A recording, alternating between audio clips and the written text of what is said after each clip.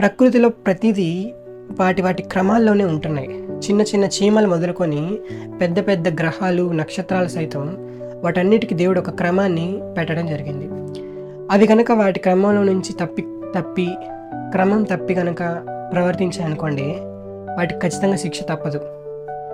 వాటికి క్రమం తప్పినా శిక్షించలేదన్న సందర్భాలు మనకు బైబిల్లో, ఈ ప్రకృతిలో, ఈ విశ్వంలో మనకి ఎప్పుడు కనపడవు. దేవుడు ఖచ్చితంగా అవి కనుక మార్గం తప్పాయనుకోండి శిక్షిస్తాడు. ఎటొచ్చి మార్గం తప్పినా శిక్షింపబడకుండా ఉన్నది ఎవరంటే మనిషే. దేవుడు చాలా ప్రేమమయుడు కాబట్టి, మనల్ని ఎక్కువ ప్రేమించాడు కాబట్టి, మనం మార్గం తప్పినా మనల్ని ఇంకా శిక్షించకుండా ఎదురు చూస్తూ ఉన్నాడనమాట. దేవుడు మనిషికి పెట్టిన ఆ క్రమాన్ని, ఆ మార్గాన్ని కనుక తప్పి బయటకు వస్తే నాశనానికి వెళ్ళిపోతాడనమాట. ఆ మార్గంలో ఉంటే అది జీవం దేవుడి దగ్గర తీసుకెళ్తుంది. ఆ మార్గాన్ని తప్పి బయటకు వస్తే అది నాశనానికి తీసుకెళ్తుంది, అంటే నరకానికి వెళ్ళిపోతాడనమాట.